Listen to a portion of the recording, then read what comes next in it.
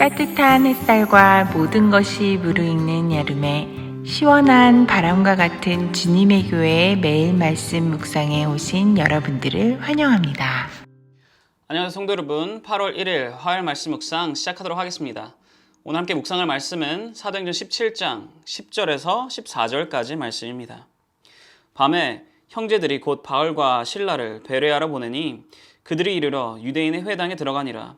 베레아에 있는 사람들은 데살로니가에 있는 사람들보다 더 너그러워서 간절한 마음으로 말씀을 받고 이것이 그러한가 하여 날마다 성경을 상고하므로 그 중에 믿는 사람이 많고 또 헬라의 귀부인과 남자가 적지 아니하나 데살로니가에 있는 유대인들은 바울이 하나님 말씀을 베레아에서도 전하는 줄 알고 거기도 가서 무리를 움직여 소동하게 하거늘 형제들이 곧 바울을 내보내어 바다까지 가게 하되 실라와 디모데는 아직 거기 머물더라. 아멘.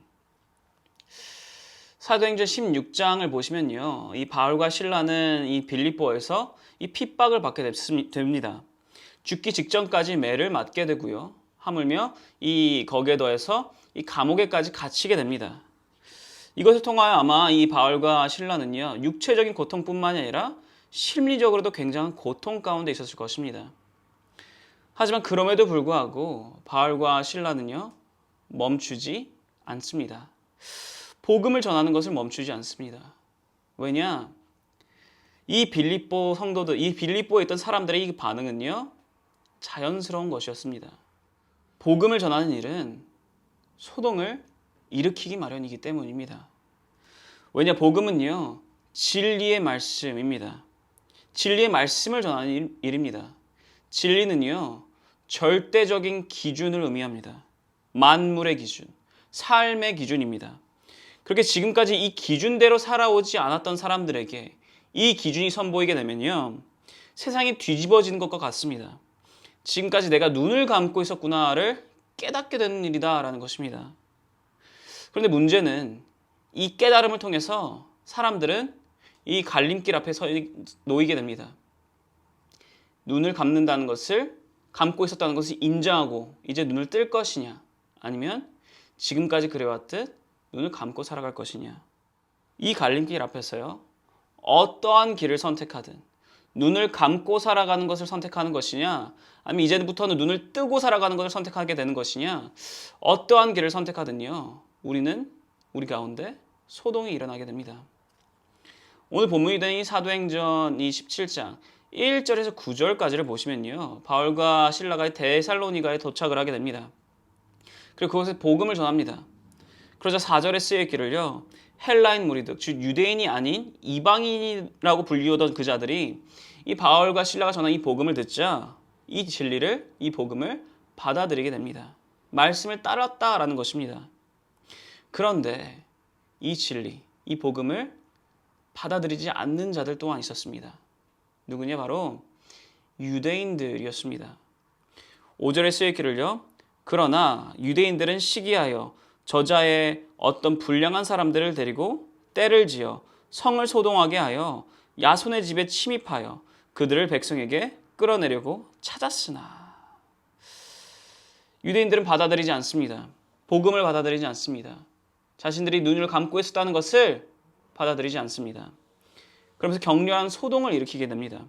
불량한 사람들 때로 데리고 와서 다른 이들의 집에 침입을 하고 사람을 끌어내려 하였다라는 것입니다.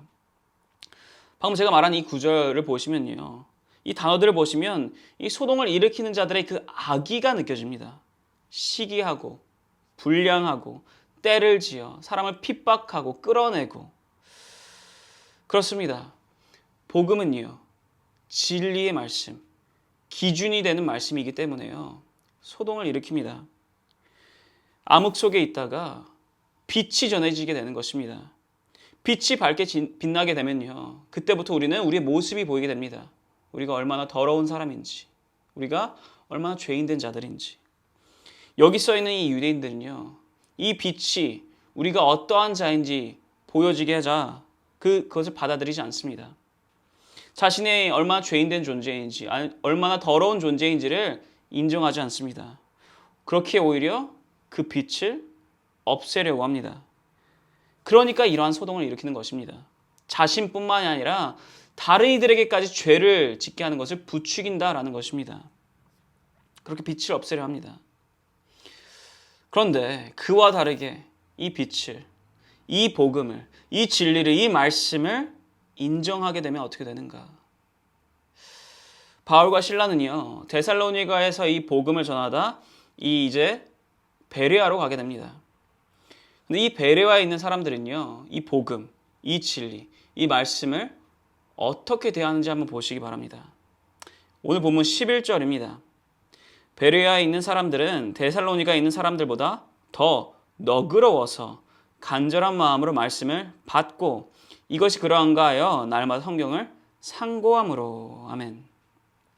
베레아에 있는 사람들은요, 간절한 마음으로 말씀을 받았다라고 합니다.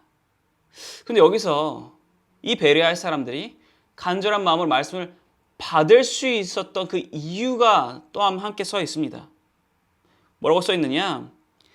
베레아에 있는 사람들은 데살로니가에 있는 사람들보다 더 너그러워서라고 합니다. 이 너그럽다라는 이 단어의 원어적 의미는요, 고상하고 품위 있는 태도를 의미합니다. 그리고 고상하고 품위 있다라는 것은요, 다른 사람들의 관계 가운데, 그들의 대화 가운데 다른 이들의 말을 경청할 수 있는 자들을 의미합니다. 내가 무언가를 많이 알고 있다고 해서 다른 이들을 깔보고 심판자처럼, 재판관처럼 그들 위에 서 있으려고 하는 것이 아니라 다른 이들의 말에 귀를 기울일 수 있는 자들이었다라는 것입니다. 우리는 경청할 때 말씀을 온전히 받을 수 있다라는 것입니다. 이것 하나님께서 우리에게도 하시는 말씀입니다. 내가 성경을 좀 읽었다고 해서, 예배를 좀 많이 드렸다고 해서, 교회를 좀 오래 다녔다고 해서 말씀이 전해지는 가운데 경청을 하지 아니하면 말씀을 받을 수 없다라는 것입니다. 말씀을 받을 때는요, 납작하게 엎드려야 합니다. 말씀 앞에 내 주장, 내 기준, 내 생각을 드러내세워서는 안 된다라는 것입니다. 오늘도 뻔한 소리이구나 라는 생각을 가지고 말씀을 받는 것이 아니라 오늘 주님께서 나에게 주시는 말씀은 무엇이고 그 의미는 무엇이고 내가 이 말씀을 통해서 오늘 내가 지금 당장 해야 하는 것은 무엇일지를 받아야 된다라는 것입니다. 납작 엎드려서. 왜입니까? 말씀이 기준되기 때문입니다.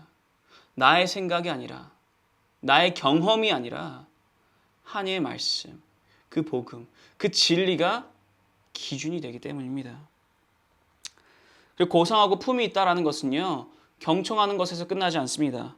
11절에 쓰여 있기를 베레아 사람들은요, 말씀을 받고 그 말씀을, 그 성경을 상고하였다라고 합니다. 날마다 상고하였다라고 합니다. 여기서 쓰여있는 이 상고라는 단어는요, 법적 용어인데 이 증거들을 검토해 봤다라는 것입니다. 즉, 말씀을 자신들이 들었던 그 말씀을요, 검증하고 검토하고 공부하였다라는 것입니다. 말씀을 듣는 것에서 끝나는 것이 아니라 자신들이 직접 찾아봤다라는 것입니다. 그럴 때 이 베레아 사람들의 마음 가운데 소동이 일어납니다. 삶의 기준이 바뀌는, 진리를 붙들게 되는, 어둠의 길을 걸어가는 것이 아니라, 죽음의 길을 걸어가는 것이 아니라 이제 생명의 길, 빛의 길을 걸을 수 있는 그러한 소동이 일어나게 됩니다. 사랑하는 성도 여러분, 하나님께서는 말씀으로 만물을 창조하시고 천지를 창조하시고 말씀으로 우리를 구원하셨습니다. 그렇게 이 말씀을 대하는 태도는 우리의 구원과 직접적으로 연관되어 있습니다. 이 말씀, 데살로니가의 사람들처럼 이 시기와 교만으로 대하는 것이 아니라 이 베레아의 사람들처럼 너그러운 마음으로, 납작 엎드리는 마음으로, 경청함으로, 찾아봄으로 대하시는 모든 여러분 되시기 바랍니다.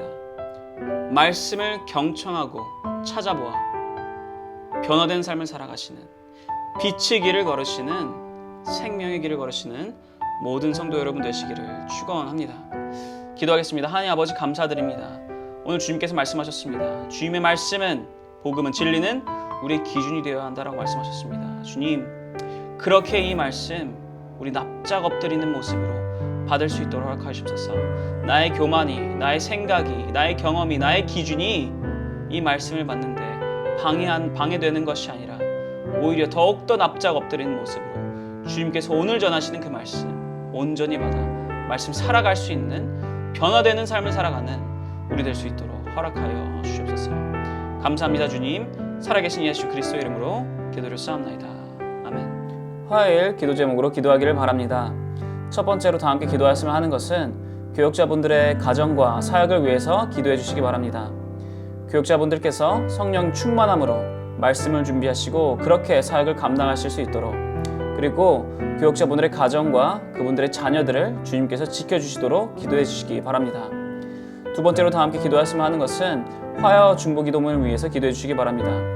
이 화요 중보기도 모임이 성령 충만한 기도 모임이 될 수 있도록, 그리고 이 중보기도 모임을 통해서 이 주님의 교회가 영적 동력을 얻어 힘차게 나아가는 그러한 2023년이 될 수 있도록 기도해 주시기 바랍니다. 그리고 마지막으로는 선교사님들을 위해서 기도해 주시기 바랍니다. IT의 박동환 선교사님, 우즈벡의 강세르 이상 선교사님, 러시아의 김성종 선교사님, 그리고 뷰리치 미니스트리의 김영수 간사님을 위해서, 이분들의 사역과 이분들의 가정을 위해서 다 함께 기도해 주시기 바랍니다. 다 함께 기도하겠습니다.